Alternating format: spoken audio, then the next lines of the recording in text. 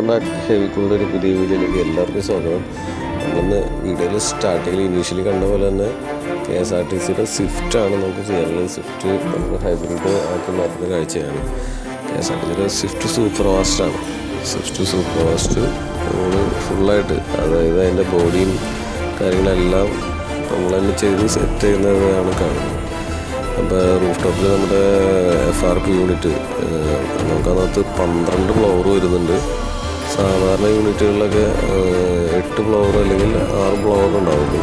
നമുക്കിതിനകത്ത് 8 floor വരുന്നത് തന്നെ brushless ബ്ലോവറുകളാണ് വരുന്നത്.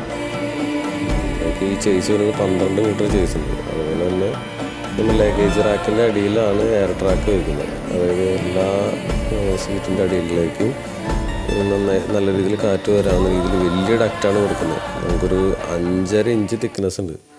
നോർമലി എല്ലാവരും ചെയ്യുന്നത് ഒരു 1.5-2 ഇഞ്ചൊക്കെ തിക്നെസ് ഉണ്ടാവുള്ളൂ. എയർ ട്രാക്ക് ഭയങ്കര വലുപ്പത്തിൽ കാണുന്നുണ്ടെങ്കിലും അതിനുള്ള ഒരു എയർ പോകുന്ന രീതിയിലുള്ള പാസേജ് ഉണ്ടാവില്ല എന്നത്.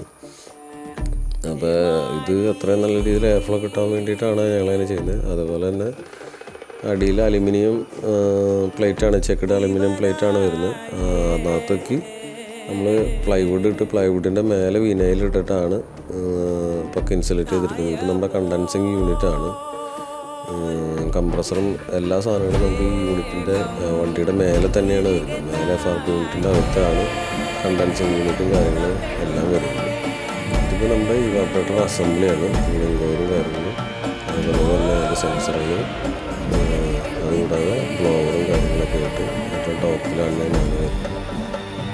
ആകെ വണ്ടിയുടെ അടിയിൽ വരുന്നത് ഒരു അൾട്ടർനേറ്റർ മാത്രമേ ഉള്ളൂ. അൾട്ടർനേറ്ററിൽ നിന്ന് നമുക്ക് പവർ സപ്ലൈ വരുന്നു. അതുകൂടാതെ കുറച്ച് ബാറ്ററികളുണ്ട്. ഇതിപ്പോൾ ഞങ്ങളുടെ കർട്ടൻ വർക്കും പരിപാടികളാണ്. എല്ലാ വർക്കുകളും നമ്മുടെ അവിടെ തന്നെയായിട്ടോ ചെയ്തത്. AC വർക്ക് മാത്രമല്ല, ചെയ്യേണ്ട എല്ലാ പരിപാടികളും ചെയ്തു. വയറിങ്ങും പരിപാടികളൊക്കെ നടന്നുകൊണ്ടിരിക്കുന്നു. അപ്പോൾ നമ്മൾ കുറച്ച് ഡാർക്ക് കളർ തന്നെയാണ് ഇതിന് സെലക്ട് ചെയ്തെടുത്തത്.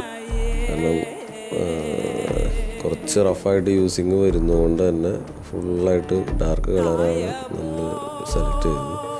അതുപോലെ തന്നെ എയർ ട്രാക്ക് ബാക്ക് ആവും ഫുള്ളായിട്ട് കവർ ചെയ്യാവുന്ന രീതിയിൽ തന്നെയാണ് നമ്മൾ ഡിസൈൻ ചെയ്തിരിക്കുന്നത്.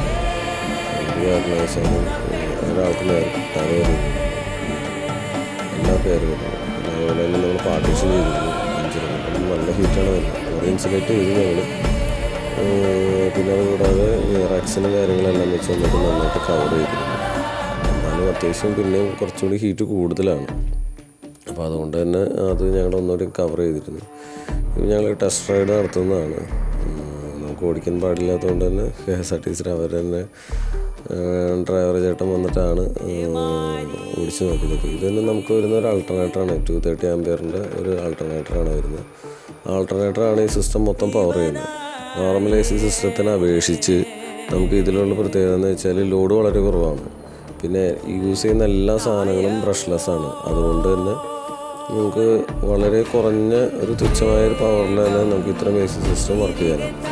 അപ്പോൾ അതായത് വലിയ ഒരു മെക്കാനിക്കൽ ലോസ് ഒഴിവാക്കിയിട്ട് നമുക്കിതിനകത്ത് വർക്ക് ചെയ്യാൻ വേണ്ടി സാധിക്കും.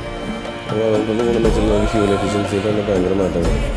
നോർമൽ AC എന്ന് പറയുന്ന കൺവെൻഷണൽ സിസ്റ്റം എന്ന് പറയുന്നത് നമുക്ക് ഒരു വലിയൊരു കംപ്രസർ ഉണ്ടാകും, നല്ല ലോഡില്ല. അതേപോലെ തന്നെ ആ സിസ്റ്റം ഫുള്ളായിട്ട് വർക്ക് ചെയ്യാൻ വേണ്ടി വേറൊരു ആൾട്ടർനേറ്റർ വേറെ ഉണ്ടാവും. ഇതിപ്പോൾ നമുക്ക് അങ്ങനെയില്ല, ആകെ ഒരു ആൾട്ടർനേറ്റർ മാത്രമേ ഉള്ളൂ.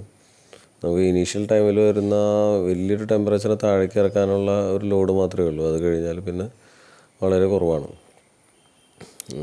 അപ്പോൾ അതുകൊണ്ട് തന്നെ സിസ്റ്റം എഫിഷ്യൻ്റാണ്. പിന്നെ അതുകൂടാതെ തന്നെ വണ്ടി സ്റ്റാർട്ട് ചെയ്യണമെന്നില്ല AC ഓണാക്കാൻ വേണ്ടിയിട്ട്. അപ്പോൾ നമുക്ക് 4 ബാറ്ററികളാണ് ഇതിനകത്ത് മെയിനായിട്ട് വരുന്നത്. 180H